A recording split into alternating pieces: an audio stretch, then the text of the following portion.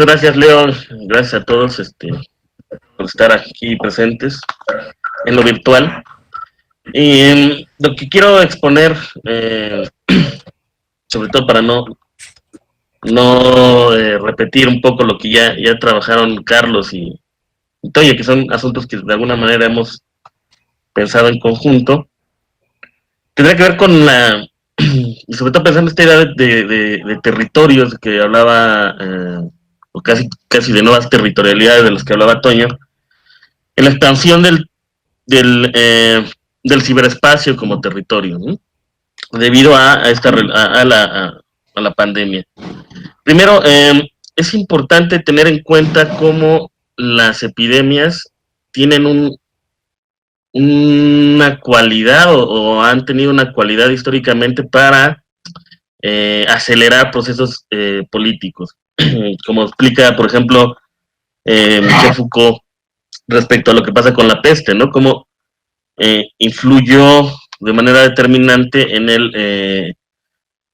la urbanística relacionada con procesos biopolíticos. Me parece que esta pandemia tiene un proceso o permite un proceso de aceleración de la manera en que habitamos el ciberespacio, un proceso que tiene su tiempo, ¿no? Digamos, a partir de la aparición de Internet, pero sobre todo a partir de los 90 y ya en las primeras décadas del siglo XXI ha venido movilizándose, ¿sí? Entonces es cómo esta pandemia tiene un efecto, para decirlo de alguna manera, biopolítico, ¿sí? Más o menos como lo que han trabajado Toño hace un rato, pero también, siguiendo a Byung-Chul Han, tiene un efecto psicopolítico, ¿no? Básicamente para distinguir ambas formas de lo político, la biopolítica se define en un espacio, ¿no? Como había explicado, trabaja sobre los cuerpos y sobre los ritmos o los biorritmos de cuerpos convertidos en poblaciones. Y en ese sentido, observa las proximidades de nuestras interacciones en las redes sociales o desde el momento de hacer una compra por internet o cualquier interacción que tenemos en las redes, en el ciberespacio, hay una serie de registros de microgestos, ¿no? Esas pequeñas acciones que cometemos en el ciberespacio pueden ser registradas, ¿no? Tomando en cuenta que todo lo que aparece, todo lo que estuvo en algún momento en el ciberespacio, una imagen, una voz, un video, un texto, va a estar ahí para siempre, ¿no? Queda impregnado en una serie como de capas que por más que sean eliminadas, que sean borradas, van quedando y pueden ser rastreadas a través de procesos forenses o a partir de ciertos saberes tecnológicos se puede llegar a descubrir un correo electrónico que escribieron hace 10 años, ahí va a estar, aunque lo hayan borrado, puede ser descubierto. Es decir, no se elimina. Todo eso queda plasmado en este territorio, en este espacio, en el ciberespacio, y a partir de esta recolección aparece todas estas empresas de Big Data, ¿no? que Han identifica muy bien, y estas empresas de Big Data utilizan esta información y escriben, diseñan algoritmos, ¿no? Un algoritmo básicamente es como una especie de receta, ¿no? Si hay algo que se une con otra cosa, pasa esto, ¿no? Digamos, muy básicamente hablando de esto. Eso es un código que se va escribiendo, entonces a partir de ese código se puede ir rastreando y cuando ustedes dicen o escriben alguna, no sé, alguna búsqueda en Google, inmediatamente, como ya está todo interrelacionado, en sus redes sociales van a aparecer mensajes o comerciales sobre esto, ¿no? Incluso hay teléfonos celulares que tienen ya de fábrica un software que escucha, ¿sí? Entonces, si usted está platicando de algún tema, muy probablemente les va a aparecer sobre ese tema en sus redes sociales, ¿sí? O en donde interactúen. Sí, así se va construyendo una lectura de los microgestos, y esto es más o menos básicamente lo que Han va a llamar psicopolítica, es decir, para poder establecer relaciones de gobierno, de dominación sobre los sujetos, se puede entender que casi, no que piensan, ¿no?, sino cómo piensan. Que es distinto, digamos, no está refiriendo a un asunto de telepatía, sino precisamente a la posibilidad de leer estas expresiones, ¿no?, con las que vamos alimentando el Big Data, ¿sí? Y obviamente esto permite una distancia, pero una distancia que es una distancia con una extrema cercanía, ¿no? Este ejercicio que estamos haciendo es expresión de esto. Estamos totalmente distanciados, nuestros cuerpos no están unidos, pero nos estamos escuchando y viendo, ¿no? Con esto, en términos de la relación entre biopolítica y psicopolítica, la proximidad y la posibilidad de evitar el contagio queda un tanto disminuida, ¿no? Digamos, el gran sueño de la pandemia contemporánea, el gran sueño del poder sería precisamente que evitáramos ya cualquier proximidad, ¿no? Y con los efectos políticos que esto tendría, como un poco trabajó Carlos, ¿sí? Pero esto va tejiendo territorios y, como dice Bifo Berardi, ¿no?, hay un proceso de transformación antropológica. Voy a permitirme leer un par de citas de Berardi. Primero, en la definición que él tiene de ciberespacio. El ciberespacio es la esfera de conexión de innumerables fuentes de enunciación humanas y maquínicas. El ámbito de conexión es ilimitada, en ilimitada expansión entre mentes y máquinas. Esta esfera puede crecer indefinidamente porque el punto de intersección entre el cuerpo orgánico y el cuerpo inorgánico de la máquina electrónica. Aquí está observando cómo en esta relación que vamos a establecer con el ciberespacio, hay una expansión de este territorio que habitamos, y el mismo Berardi va a hacer una acotación, pero que existe también el cibertiempo. Y el cibertiempo es lo orgánico vinculado a lo cibernético, o a las relaciones puramente ciberespaciales. Y aquí también entonces hay una relación entre psicopolítica y biopolítica, en términos de que el proceso biológico, ¿no?, que está asignado por el paso del tiempo, por la propia biología de los cuerpos humanos, también va a tener implicaciones en cómo nos vamos a relacionar y cómo vamos a interactuar en el territorio ciberespacial. Entonces no va a ser lo mismo cómo se interactúan o cómo están interactuando hoy los jóvenes, por ejemplo. Algo muy interesante que está pasando con los jóvenes, que es uno de los sujetos que me dedico a investigar, es que les han quitado las escuelas y les han dejado solamente la instrucción educativa, ¿no? ¿Qué significa esto? Si uno, en las investigaciones que he realizado con jóvenes de secundaria, la escuela es un territorio en donde lo que menos importa es lo educativo. Eso es algo que pasa en la escuela. Y ahora, cuando están encerrados en la casa frente a un monitor, lo único que tienen es la escuela, y por eso está este malestar tan profundo, que es un malestar que afecta tanto a estudiantes como a profesores en cuanto a las tareas, ¿no? Que hablan de un montón de tareas. O sea, un muchacho decía, es que los proveedores creen que la cuarentena son 40 tareas al día, ¿no?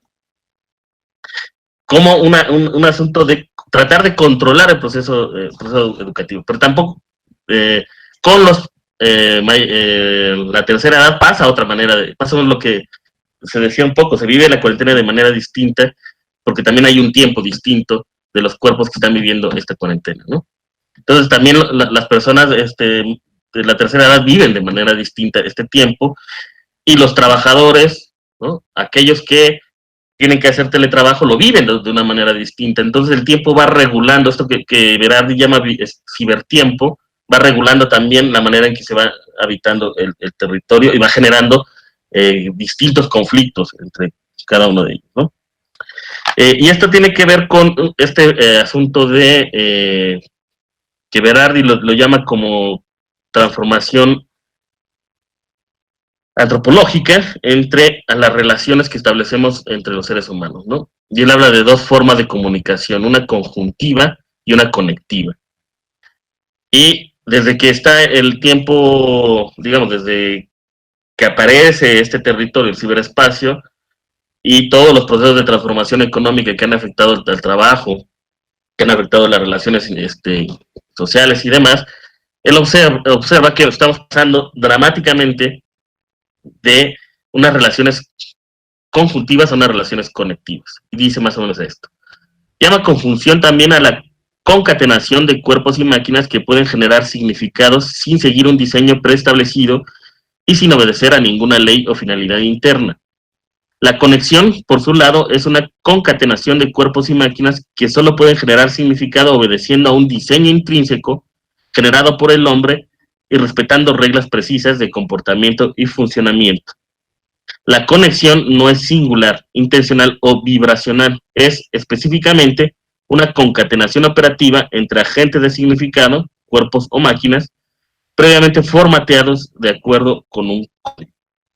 Básicamente, digamos que, ya en términos más teóricos, en la conjunción hay la posibilidad del equívoco y hay la posibilidad, y si hay la posibilidad del equívoco, es la posibilidad de los tropos o de las licencias poéticas, ¿no? Es decir, la conjunción permite el oxímoron, permite la metáfora, la metonimia, permite aquello que no necesariamente va a ser conectado, ¿no? No necesita un código o un lenguaje único y específico para poder llegar para poder ser, tener coherencia, ¿no? Es decir, la conjunción, que es más o menos como nos relacionamos comunicativamente y socialmente los seres humanos, está siendo desplazada por un proceso de relaciones conectivas, en donde para podernos conectar, ¿no? Para podernos comunicar con el otro, para poder establecer una relación, necesitamos compartir el mismo código y las mismas, los mismos formatos, ¿no? Eso para Berardi es, es una transformación antropológica que está en proceso, ¿no? Que está en proceso y que debe tener eh, en su aceleración unos 30 años, pero también podríamos pensar desde la televisión, de radio, es decir, todos los procesos comunicativos, pero en lo digital esto se acelera. Y lo que vemos con la pandemia en esta transformación antropológica es que lo está acelerando. Lo está acelerando en distintas dimensiones, ¿no? Obviamente, como había comentado Carlos, en el trabajo ya se venía dando el outsourcing, el trabajo en casa, los trendsetters, todo este tipo de trabajadores eh, que, que Han va a identificar como estos empresarios de sí mismos, ¿no? Que no es otra cosa más que una expresión de la precarización del trabajo. Esto se va a acelerar, ¿no? Eh, porque incluso hay empresas que han reportado mejores resultados después de mandar a sus trabajadores a la casa, ¿no? Es obvio, Berardi también tiene mucho trabajo sobre este asunto de las relaciones capital-trabajo, pero bueno, quizá después de la Segunda Guerra Mundial, o quizá es difícil como identificar un dato, pero sí muy claramente desde que pasamos a procesos de economía neoliberal, la relación entre capital-trabajo a lo que Bauman va a llamar un divorcio, ha pasado a donde el trabajo tiene muy poca fuerza para negociar con el capital y entonces el capital parece emanciparse y entonces aquello que pensábamos como trabajo vivo, ¿no? Es decir, el obrero, el trabajador y demás, se pasa a la parte más baja del proceso productivo y es el más fácilmente prescindible, ¿no?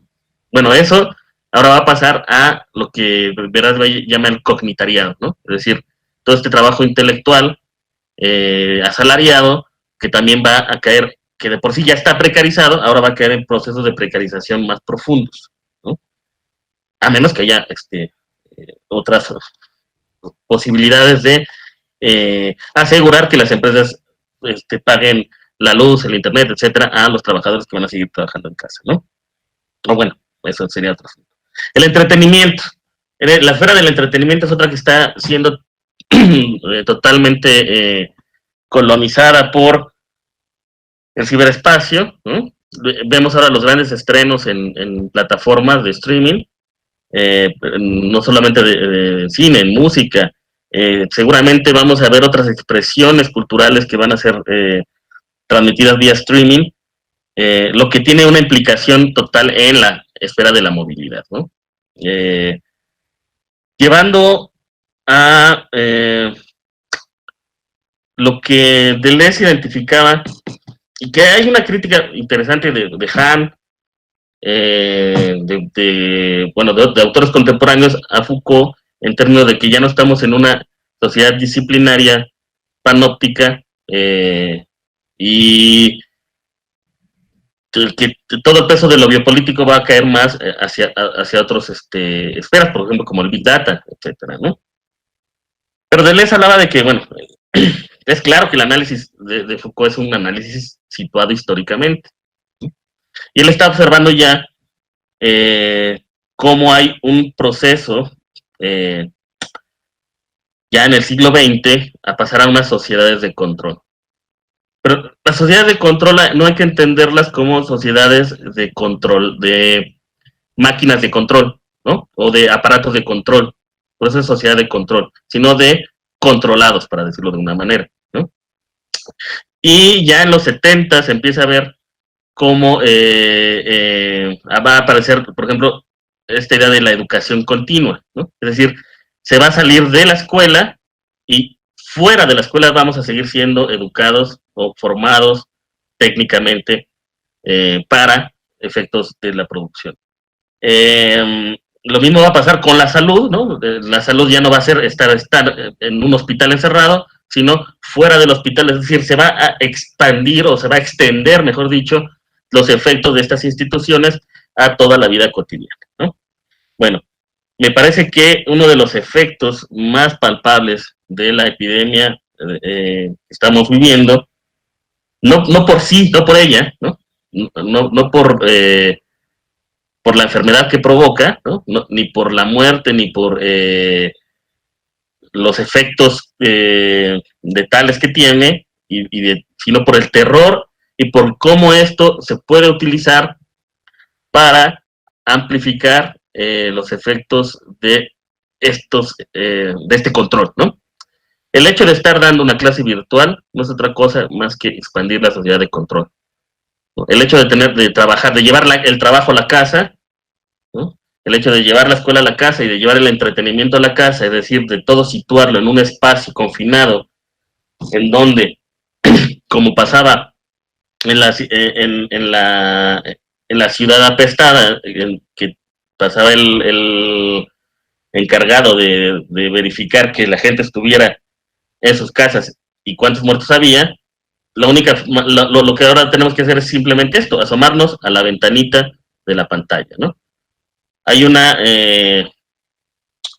manera de, digamos, como esta pandemia también permite que el sueño de las relaciones de poder, ¿no? O del poder o de la dominación, de controlar totalmente a los cuerpos, pero los cuerpos pensados como poblaciones en términos de hacerla vivir, ¿no? De hacerla vivir en términos de gestión y administración de la población, va a ser en